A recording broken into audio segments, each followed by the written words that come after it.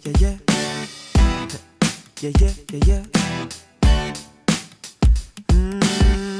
Die blik op jouw gezicht, die mooie ogen, waar ik in verdrink, omdat ze me geloven. Misschien ben ik getikt, maar wat als ik je zeg dat ik het goed vind zo. Oh. De woorden van mijn pa, ik begin ze te begrijpen. Leg de foto's naast elkaar, ai, begin op hun te lijken. Ach, dat is de tijd, en ik weet zeker dat het goed is zo. Dat vindt hij ook. Het zijn nog steeds de kleine dingen die het doen, die het doen. Voor mij, het zijn nog steeds de kleine dingen die het doen.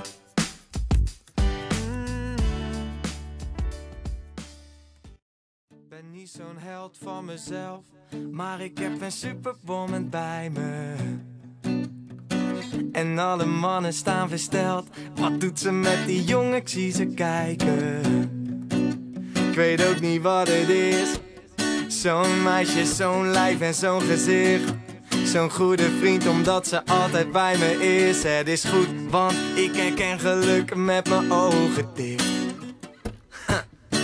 Ik zou wel blind en doof zijn, niet goed bij mijn hoofd zijn. Niet alles op een rijtje. Als ik niet zag wat ik hier voor me had. Want zij is alles, alles, alles, alles in één. Ze klopt van top tot teen. Schatje, wat doe je met me? Wat doe je met me? Ja, zij is alles, alles, alles, alles, alles, alles in één. Ze heeft de beauty en de brains. En oh, oh, oh, het voelt goed, ey. Het voelt goed, ey, ey. Het doet me weinig of niks als andere mannen naar de kijken. Laat die ogen maar rollen, jongens, kom op. Want deze is de mijne. Ik weet ook niet hoe het komt. Ze is zo lekker, het is bijna niet gezond. En zelfs haar naam rolt lekker over de tong. Ik weet niet hoe, maar ze laat me stralen als de zon. De zon, zon. Ik zie een glimp van de duivel in je engelenblik. Je bouwt een hemel om me heen, maar hij staat in de fik. Ik hou zoveel van te veel van de manier waarop je me bespint. Ik word gek van jou.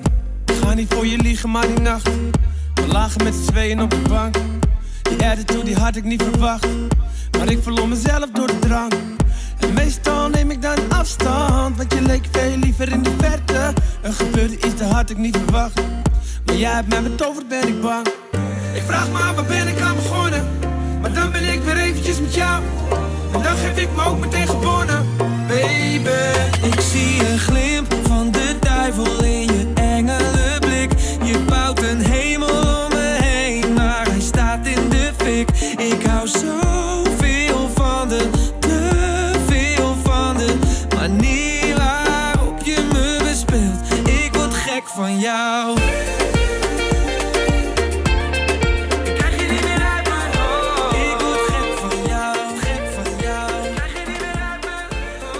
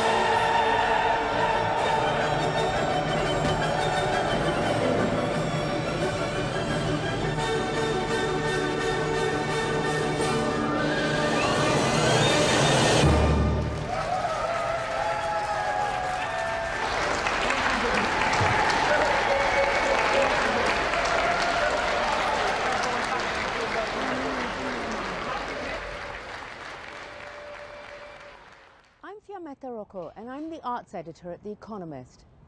At the end of the 19th century, the Rijksmuseum was built in the centre of Amsterdam to house the world's greatest collection of Dutch art. Now, after a renovation project that has taken over a decade and cost more than 375 million euros, the home of the golden age of Dutch painting is about to reopen. Despite the long delay, the renovation has been a huge success. The inside of the museum has been completely transformed and the building itself restored to its original splendour. Okay. The original building has been seriously damaged during the last 100 years. The dimension of the rooms have been lost because there were so many subdivisions. The building was a quite dim and labyrinthical museum, very, very difficult to orientate in it. A visit to the Rijksmuseum begins with a trip through the atrium, which is a light-filled reception area on the ground floor.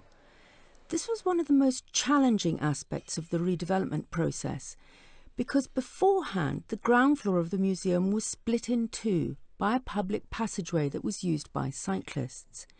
They waged a huge campaign defending their right to ride through the Rijksmuseum. The cyclists prevailed and the atrium was built by digging underneath the passageway. To do this, the entire building had to be raised up and the two parts of the ground floor were joined together for the first time in the building's history. Well, we come with many obstacles, of course. I mean, it's a huge building to start with. It's a complicated building. It's a monumental building. It's a building beloved by the whole country. So everybody wants to have his or her opinion on what to do and what not to do. So it took a long time, especially in Holland, where everything is democratic and in a group process decided. Once visitors go through the space, they enter the restored Great Hall and then into the Gallery of Honour. This is the real heart of the Rijksmuseum, the place where they've put their greatest paintings by Rembrandt, by Vermeer and the other masters of the Dutch Golden Age. This approach allows visitors immediate access to some of the most popular works without having to be led through the long winding corridors as before. Along the ceiling, paintings that were once whitewashed have been carefully restored to their original lustre. The grand, spacious hall ends at what is arguably the most important piece of art in the museum's collection, Rembrandt's Night Watch. The hall was built to house this picture, and it's the only item that has retained its original location. A complete thematic renovation was also undertaken in the presentation of the artworks. In the traditional museum, you would have the collection organized by material. You would have a gallery with paintings, with furniture, with glass, silver, etc., etc. And each time you would have to start the history all over again, starting in the Middle Ages and ending in the 20th century. Now what we've done is we've created galleries where we mix all the different media, and by doing that you walk through one timeline chronologically, and you have an experience, you really step into the century. The end result is hugely powerful. The rooms themselves have a depth and a textural resonance that's lacking in an empty space that's filled only with paintings. Next to a painting that shows the men on the battlefield are the objects they actually used, their swords and their breastplates. The Rijksmuseum focuses primarily on Dutch art and history. It goes from 1100 to the modern time, with an emphasis particularly on the Dutch Golden Age. The museum owns 1 million objects, but it has opted to display only 8,000 of them. We had two important mottos. One was less is more. We don't believe that the public is always served with a museum with just endless amounts, quantities of the collection on show. We rather rotate these. And the motto was a sense of time and a sense of beauty. They've paid enormous attention to the presentation of the objects. There are no lights inside display cases, for example, and the colour scheme on the walls has been incredibly carefully chosen. In addition, The gardens have been completely revamped, and there's a new Asian pavilion that has been built to house the museum's collection of Asian art. The Rijksmuseum was originally designed by Peter Kuipers. When it was first opened to the public in 1885, it was very much criticised by the secular Dutch, who felt that it looked too much like a cathedral. When it reopens its doors again on April the 13th, it's likely to receive a much warmer welcome. Ergens in een hotelsuite. Ik zou wel willen slapen, maar toch ook weer niet. Want ik lig hier in een king-size bed. En ik heb voor haar nog een king-size plek. Ik zie jullie morgen, ga maar vast. Ik ga nog even naar de bar. De nacht is nog jong, mijn blik valt op jou, je drankje valt om. Wat wil je drinken? Ik bestel. Ik ben nieuwsgierig en jij vertelt. Tot de barman ons stopt en vraagt of we willen weggaan, want zijn dienst zit erop. Naar de lift, ze kiest dezelfde verdieping. De sleutel van de deur gaat in de kamer naast mij. En nu zit ik ergens in een hotelsuite. Ik zou wel willen slapen, maar toch ook weer niet. Want ik lig hier in een king-size bed. En ik heb voor haar nog een king-size plek. Oh, ergens in een hotelsuite. Het zal toch niet zo zijn dat ik haar nooit meer zie. Ze is 1 kamer bij mij vandaan. Even aankloppen, blijven staan. Zij is zo sweet, zo ergens in een hotelsuite. Zo sweet, zo ergens in een hotelsuite. Misschien wil zij wel frisse lucht. Ik stap naar buiten, geen geluk. Nu vraag ik me af, was het zo bijzonder of was het dan toch de drang? Naar de lift en weer dezelfde verdieping. En ik blijf even wachten voor de kamer naast mij. En nu zit ik ergens in een hotelsuite. Ik zou wel willen slapen, maar toch ook weer niet. Want ik lig hier in een king-size bed.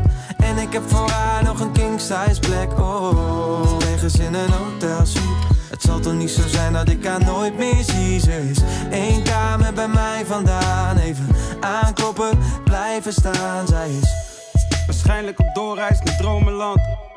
In kamer 5, ik geloof 06. Achter het schilderij op de wand ben jij dichtbij, maar zo ver weg. En ik zweer, je zag me in de lobby. En ik zag de lobby in je glimlach toen we voor het eerst kruisten met onze blikken. De hele situatie magisch zoals in een film. Ik dacht actie, Vinnie, vraag haar of ze iets wil drinken. En daar zaten we te praten, af en toe even. Vielen er stiltes, maar ze spraken boekdelen. Comfortabel, alsof we dit sinds vroeger deden. Plus je lachte om een slechte grappen, dat is een goed teken. In de lift vroeg je, geloof je in het lot? Ik zei 100.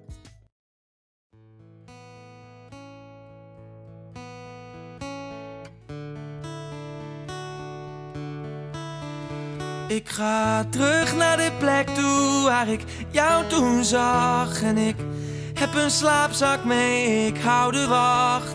Ik heb op karton geschreven, er zit een foto bij. Je staat, als je dit meisje ziet, stuur haar alsjeblieft naar mij. Soms dan krijg ik klein geld, maar ze snappen niet. Ik ben wel arm, maar ik ben niet arm op die manier. Misschien is het gek, maar wat moet ik dan?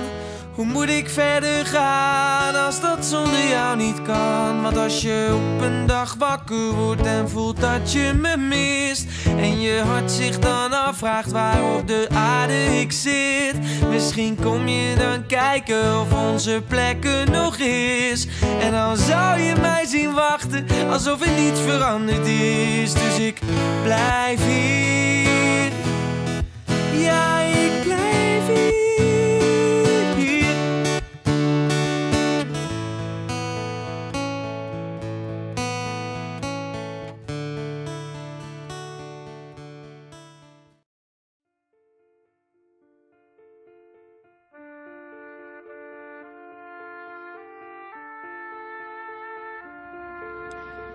My name is Annemarie Becker. I work for the Anne Frank House, an independent organization that preserves Anne Frank's hiding place and sends out her life story and her words throughout the world.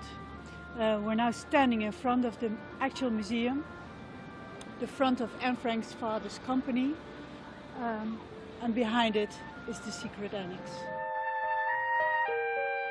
Anne Frank was a Jewish girl. She and her family lived in Germany.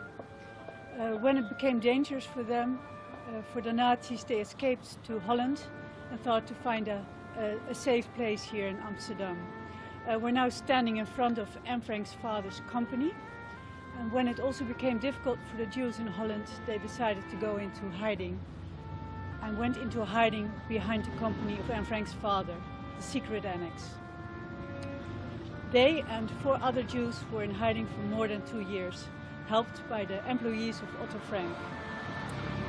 On August the 4th, 1944, they were betrayed and arrested and sent to concentration camps.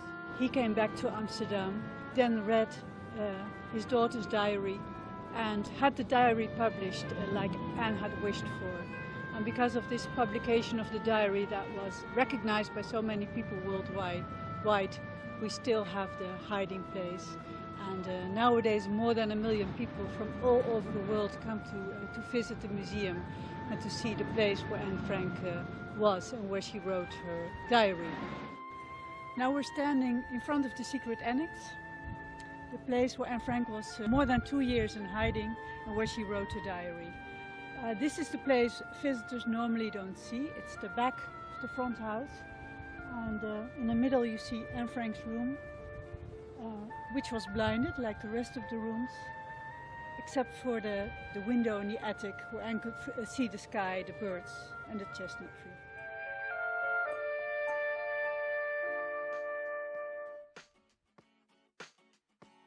Zie hem lopen door de straten, met alles wat hij heeft.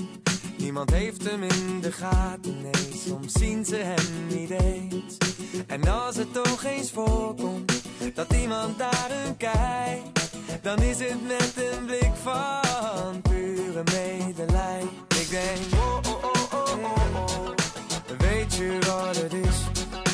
Oh, oh, oh, oh, oh, oh, er is niemand die hem mist. En ik denk, oh, oh, oh, oh, oh, oh, omdat hij een vreemde is, kan hij gaan en staan waar hij maar wil. Hij doet alles wat wij niet kunnen doen. Hij heeft geen geld, geen huis, geen vrouw, geen één verplichting. En ik ben eigenlijk jaloers, jaloers, jaloers. Ja, ik ben An entire museum is dedicated to the work of the great Dutch artist Vincent van Gogh. The Van Gogh Museum, laid out as a stroll through the story of Vincent's life, shows how intimately his life and art were intertwined. Van Gogh grew up in poor, rural Holland. From the start, he had an affinity for working people. In paintings like his Potato Eaters, a painting as dark and grainy as the soil itself, he gives these farm laborers the same dignity Rembrandt gave to merchants and aristocrats. As a young man, Vincent was very religious. He studied to be a pastor and did church work in poor communities. But this wasn't his true calling. He decided to paint, to capture the world he felt so intensely on canvas. He moved to Paris, and the City of Light opened up a whole new world of color. Vincent hobnobbed with the Impressionists. He studied their bright colors, rough brushwork, and everyday scenes. He painted shimmering reflections like Monet, cafe snapshots like Degas, still lifes like Cézanne, and self-portraits like nobody else. But Vincent longed to strike out on his own. In 1888, he headed for the south of France, arriving just as winter was turning to spring. Energized by the sun-drenched colors and the blue sky, in just 2 years, Vincent produced an explosion of canvases. His unique style evolved beyond the Impressionists. Thicker paint, brighter colors, and swirling brushwork that made even inanimate objects pulse with life. Vincent's ecstasy alternated with depression. Eventually, he was admitted to a local hospital. his letters home told of his great loneliness. While in the hospital, he found peace painting calm scenes of nature. But he also wrestled with his inner world, capturing spiritual scenes with surreal colors, twisted forms, and dark outlines. In this, one of his last works, the canvas is a wall of thick paint, with roads leading nowhere and ominous black crows taking flight. Overwhelmed with life, Vincent walked into a field like this one and shot himself.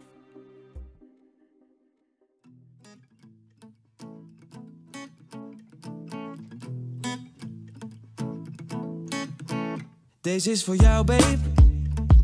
Deze is voor als het even niet zo lekker gaat. Voor ons twee. Zodat we niet vergeten dat we houden van elkaar. Want we worden heel de tijd afgeleid van jou en mij. Het is een beproeving, maar daar zijn we goed in. Als de zon niet schijnt, laat dan onze liefde, onze vriendschap warmte zijn. En als er onweer dreigt, dan lachen we samen, net zo lang tot het overdrijft. En dan zing ik heel de tijd,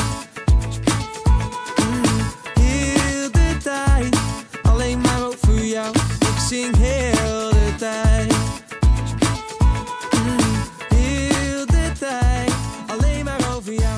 Deze is voor mij, baby. Deze is voor als ik even niet bij jou kan zijn.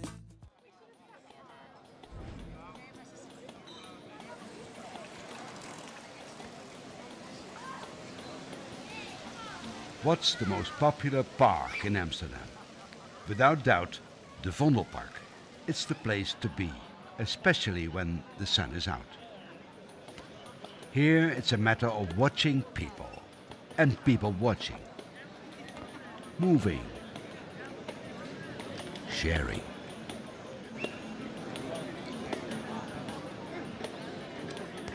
Time to unwind with the young and the old.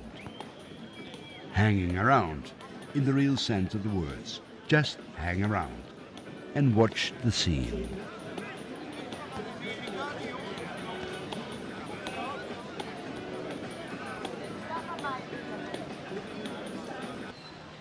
There are popular hangouts in the park. The Paviljoen, de Blauwe Theehuis, het Melkhuis,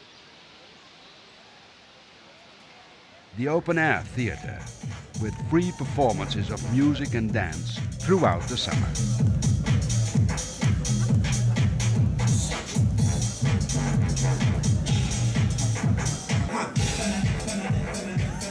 There you go, with everybody. Come on, rock your butt. I like the way you move. Vondelpark, close to the Leidseplein and Museumplein.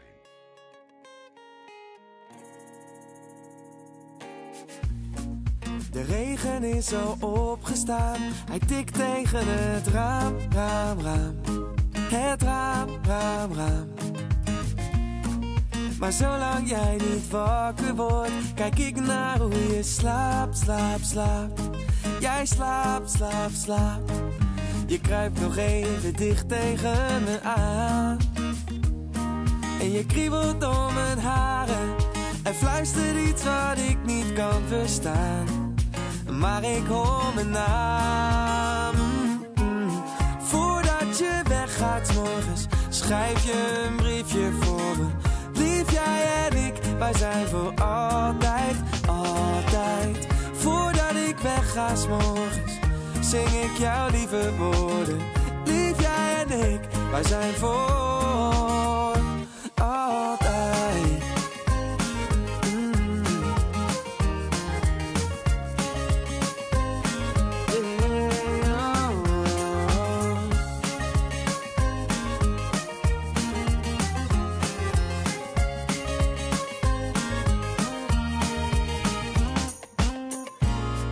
Ik denk aan hoe je lacht en praat, maar vooral aan hoe je loopt. loopt. Ik droom. En de hele dag word ik gepest door dat liedje in mijn hoofd. Mijn hoofd. En 's avonds laat voordat we slapen gaan, vertalen we ons liedje en maken we dat briefje ongedaan. Want de morgen komt eraan. Oh, voordat je weggaat 's morgens, schrijf je een briefje voor me. Lief, jij en ik, wij zijn voor altijd. Voordat ik wegga 's morgens, zing ik jouw lieve woorden. Lief, jij en ik, wij zijn voor altijd. Oh yeah. Oh yeah. Jij en ik zijn voor altijd.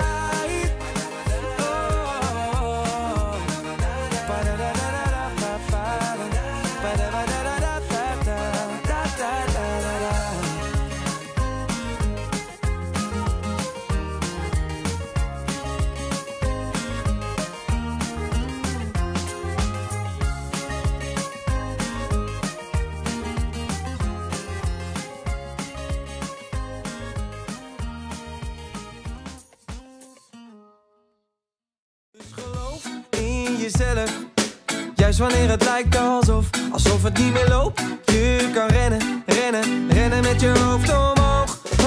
Hoogste versnelling, word wakker want dit is jouw droom. Je geeft hoop aan de mensen, ja, hoop aan de mensen. Hey, jij daar in de spiegel, kijk en zie je, dit is wat we gaan doen vandaag. Geen gesodemiet, iets actiever, je bent er klaar voor. Ga, alles of niets, wat heb je te verliezen, yeah, als je niks doet, dan ben je nooit. Dus geloof in jezelf, juist wanneer het lijkt alsof het niet meer loopt. Je kan rennen met je hoofd omhoog. Hoogste versnelling, word wakker want het is jouw droom. Je geeft hoop aan de mensen, je geeft hoop en daar gaat het om.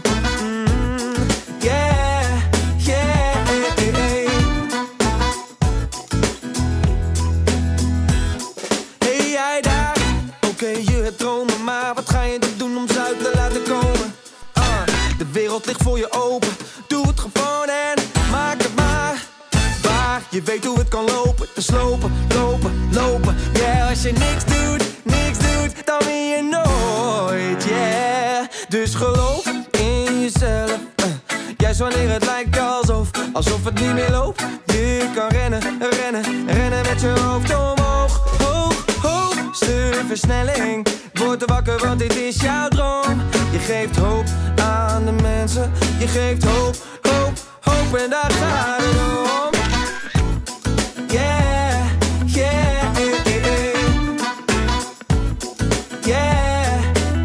En daar gaat het om.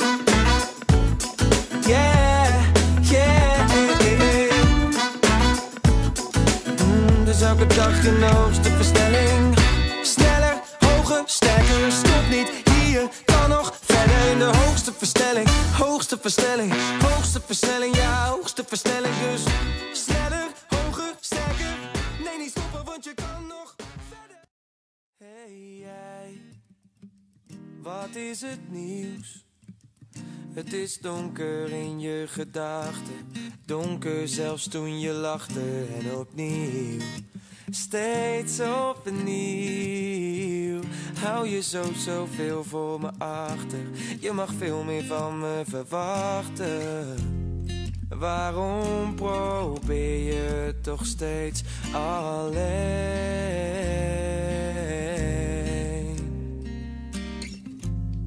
Ik ben altijd dicht bij je en altijd om je heen. En de gedachten in je hoofd, je zorgen over later, de leegte in je hart, je angsten en je pijn en de lasten op je schouders. De kansen die er waren en er nooit meer zullen zijn. Geef het maar aan mij. Geef het maar aan mij. Geef het maar aan mij.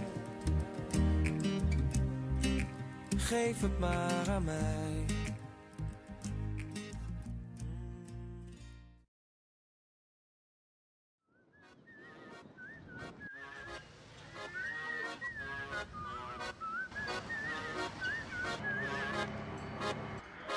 Ik heb de wekker niet gehoord, het is al 12:30. Ik stapte snel uit bed met mijn verkeerde been. Ik eet verbrande toast, ik heb niet opgelet. Drink de slechtste bak koffie die ik ooit heb gezet. Ik heb haast, ik zoek mijn fiets, maar ik vind alleen mijn slot en verder niets. Mijn baas belt, laat maar gaan. Misschien tijd voor een nieuwe baan. Een hele mooie dag.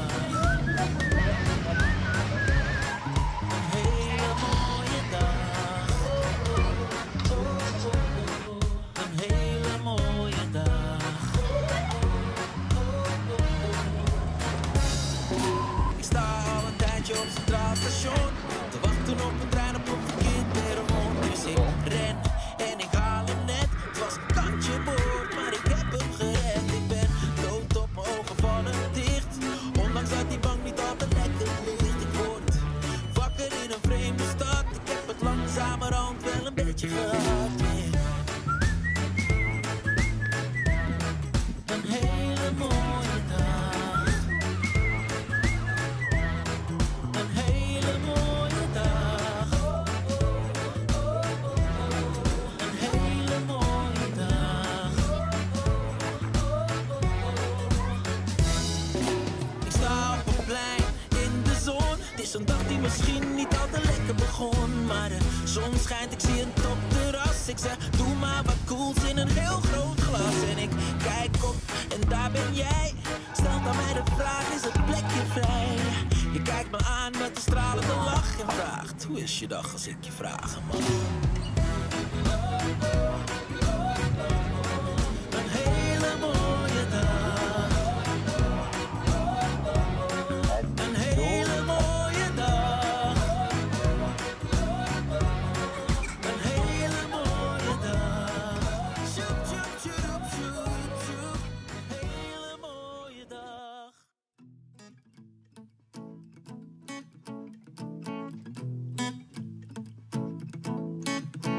Deze is voor jou, babe. Deze is voor als het even niet zo lekker gaat. Voor ons twee. Zodat we niet vergeten dat we houden van elkaar. Want we worden heel de tijd afgeleid van jou en mij.